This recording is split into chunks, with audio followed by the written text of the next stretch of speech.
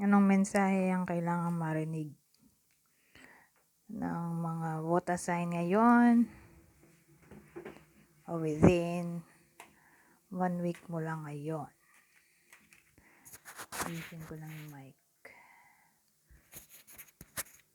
Headset lang kasi ang gamit ko. Mas maganda pa nga ito kaysa sa doon sa mga mic.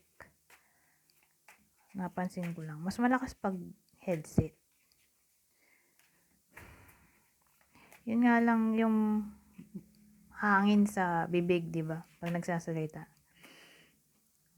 Tumatama sa mic. Yun lang ang pero mas malakas to kaysa sa microphone.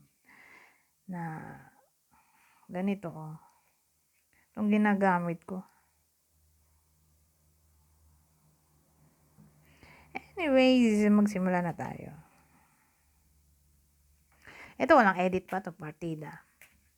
Pag ginamitan ko nung microphone, kailangan ko pa i-edit. Time consuming.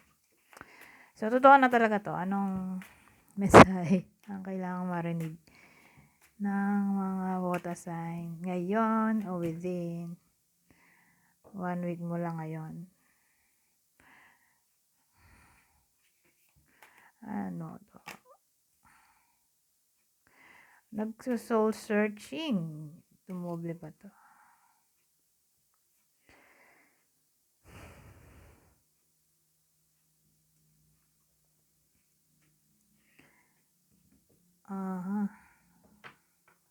Inalam nila kung paano mag-improve yung kanilang finances o finances.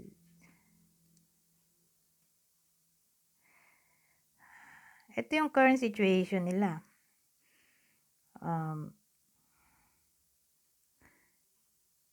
Kulang sa pera.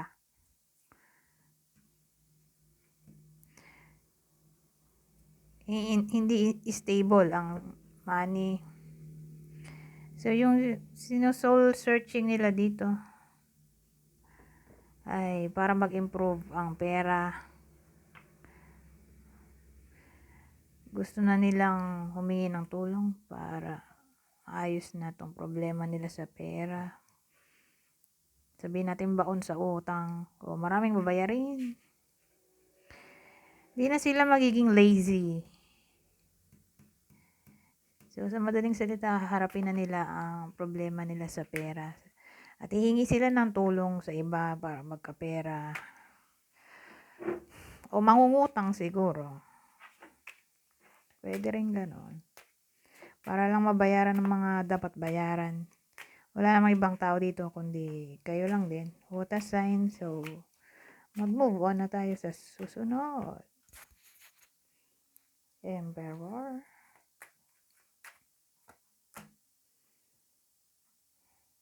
Ano to?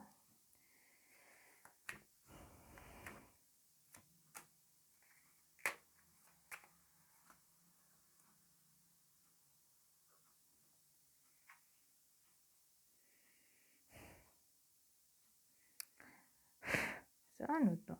Ang dating may iba sa inyo na magte-take control. Sabagay, logical. Logical din to. So, magiging madiskarte. Okay? Kasi, magiging workaholic sila dito.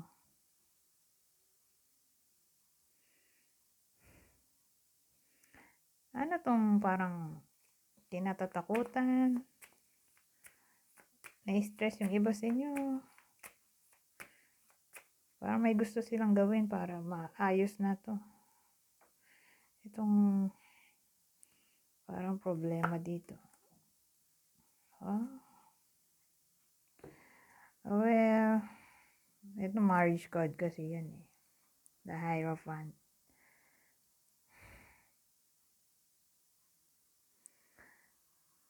So, sa madaling salita, mag-i-initiate ng action yung iba sa inyo.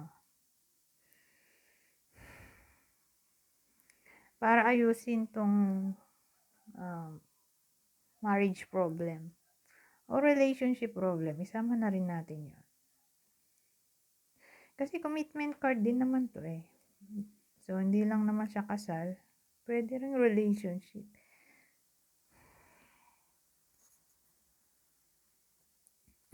Yung iba sa inyo baka estudyante pa rin. Kasi may iba naman na nagmamasteral o nag-iba ng course. Sabihin natin ganun. Nag-aaral sila ulit. Whether pumasok sila ulit sa college.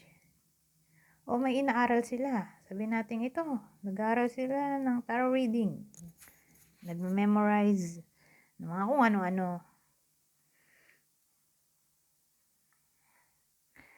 So, ang dating magkakaroon ng hard work dito. Para ayusin ang, yun nga, problema sa relasyon o sa pag-aaral.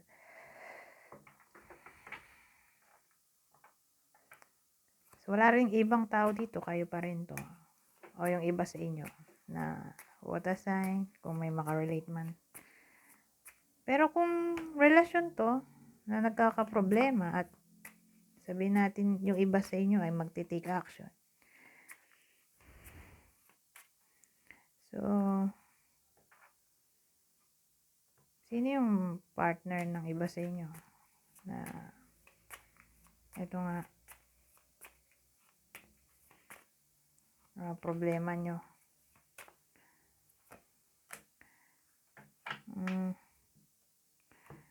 Scorpio? Aquarius? Ewan ko, yung iba kasi parang people pursue nila whether sila yung sinaktan o sila yung nakapanakit. Ayaw nila mag-give up dito, magta-try pa, i-work out ang connection. Ito, baka nga kausapin pa So again, ang stress ay relationship. Pero tingin ko dahil umuulit lalaki yung magte-take action para mag-initiate ng communication. So, sino kaya yon? Yung pala yung Scorpio, Aquarius, no?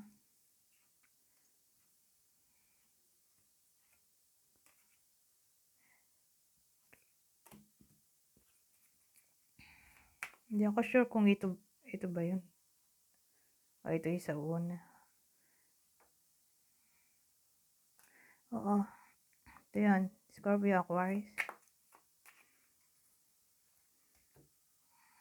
Kuha tayo ibang deck.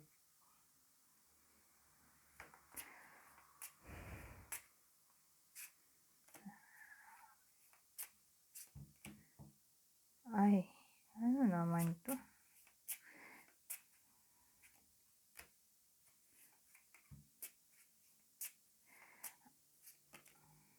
Oh, at least maganda yung kinalabasan. Kasi more like nagli-live-in yung bida dito. Kasi may house tayo. Pamilyado o nagli-live-in? Na para bang kasal na naman. Hindi ko alam. Parang magkakonektado lang to eh. Hindi na iba. Kasal. Kung baga, ito-try nila i-workout yung connection. Ito ulit yun, no? Di ba? Muulit lang.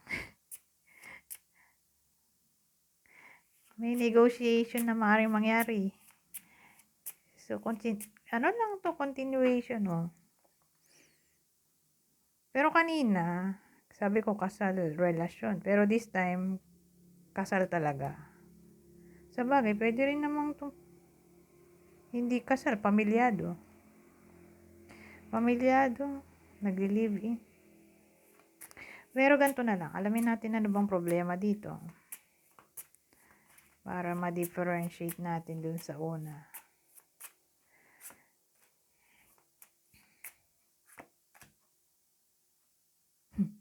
Ano to? Problema, tapos ang ganda ng lumabas.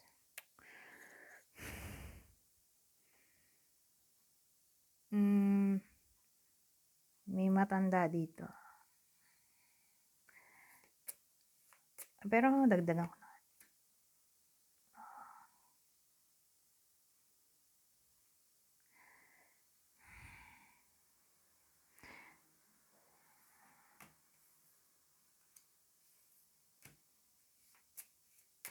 Eto last na to. Oh. Kasi iniisip ko, work ba to? Workplace? Hindi. Yun nga yung matandang lalaki, oh.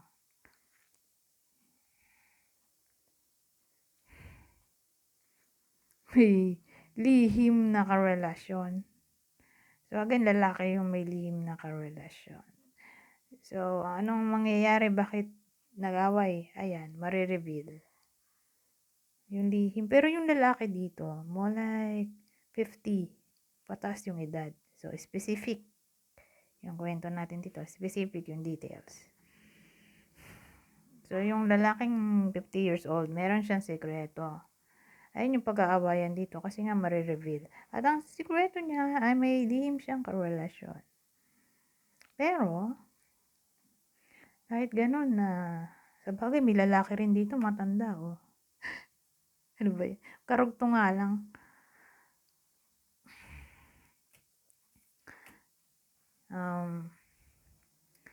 Pero kahit ganun na nagkabunyagan na ng sikreto na may iba yung lalaking matanda na to, siya, kasi lalaki sabi ko kanina, di ba, doon sa tarot, ito Lenormand to eh.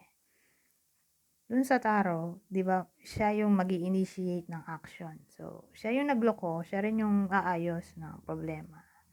Ganun ang dating. Ihiwalayan niya na siguro yung kabit niya at yung pamilya niyo ang pipiliin niya. O ikaw, kung magka-live-in kayo. Okay? Kasi dito, ano lang to, relasyon. Pero ito specific na. Yung ditnali, magka-live-in.